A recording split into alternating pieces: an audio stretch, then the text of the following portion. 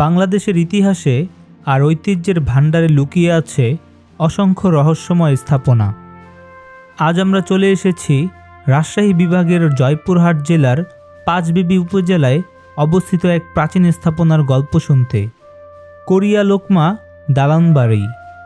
এই বাড়ি শুধু ইট পাথরের গাঁথুনি নয়, বরং সময়ের সাক্ষী, রাজাদের ঐশ্বর্য আর অজানা রহস্যের এক অমূল্য দলিল। স্থানীয়দের মতে এই দালান বাড়ি নির্মাণ করেছিলেন রাজা লক্ষণ সেন। প্রায় কয়েক শতাব্দী পুরনো এই স্থাপনাটি দাঁড়িয়ে আছে আজও, যদিও অনেকটা ভগ্নদশায়। তখনকার দিনে রাজাদের প্রাসাদগুলো শুধু বসবাসের জন্যই নয়, বরং ছিল ক্ষমতার প্রতীক।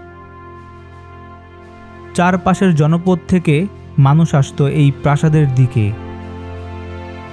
শুনত রাজাদের কাহিনী, দেখত জমকালো উৎসব। কিন্তু সময়ের আবর্তনে রাজাদের পতন হয়েছে, থেকে গেছে কেবল স্মৃতি আর ধ্বংসস্তূপ।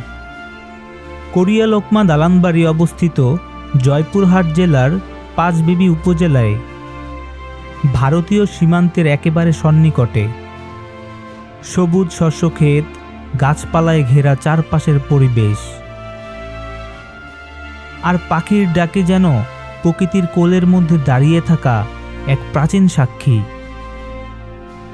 দূর থেকে দেখলেই বোঝা যায় এই দালানবাড়ি একসময় কতটা দৃষ্টিনন্দন ছিল। এই প্রাসাদটি মূলত একটি উঁচু প্ল্যাটফর্মের উপর নির্মিত। পুরো ভবনটি 2 তলা বিশিষ্ট। চারপাশে ছোট ছোট একতলা কক্ষ এখনও টিকে আছে, যদিও সময়ের ক্ষয়ে তাদের বেশিরভাগই ভাঙাচোরা অবস্থায়। ভবনের ভেতরে রয়েছে রহস্যময় সুড়ঙ্গ আকৃতির সিঁড়ি। কেউ কেউ বলেন এই সুড়ঙ্গের পথ নাকি দূরে কোথাও গিয়ে শেষ হয়েছে। বাড়ির পাশে মঞ্চ আকৃতির উঁচু ফাঁকা স্থান দেখা যায়, হয়তো কোনো অনুষ্ঠান বা সবার জন্য ব্যবহার করা হতো। এখনকার অবস্থা জরাজীর্ণ হলেও এর দেয়ালে এখনও রয়ে গেছে অতীতের গৌরবের ছাপ। স্থানীয় মানুষের মুখে শোনা যায় নানা গল্প। কেউ বলেন প্রাসাদের সুড়ঙ্গ দিয়ে একসময় সৈন্যরা যাতায়াত করত। আবার কেউ বলেন এই সুড়ঙ্গ ব্যবহার করা হতো রাজ পরিবারের সুরক্ষার জন্য।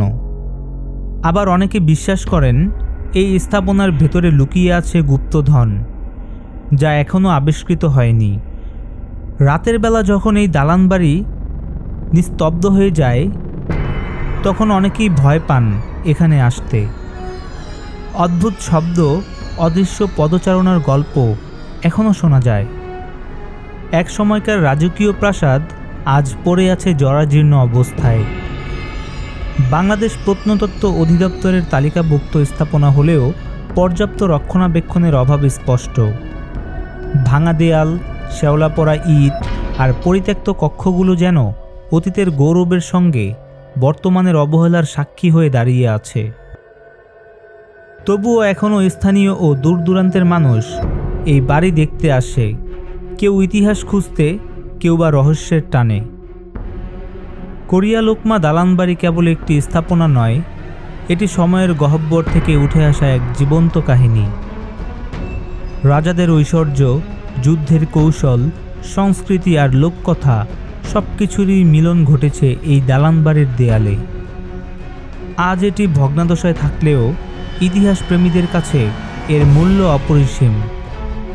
প্রশ্ন থেকে যায়, আমরা কি পারব এই স্থাপনাকে নতুন প্রজন্মের কাছে টিকিয়ে রাখতে, নাকি একদিন এটি কেবল ইতিহাসের বইয়ের পাতায় সীমাবদ্ধ হয়ে যাবে?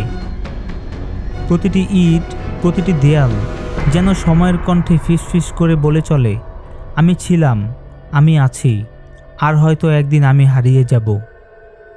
এরকম আরও ঐতিহাসিক স্থাপনার গল্প জানতে আমাদের চ্যানেলটি সাবস্ক্রাইব করুন। ধন্যবাদ।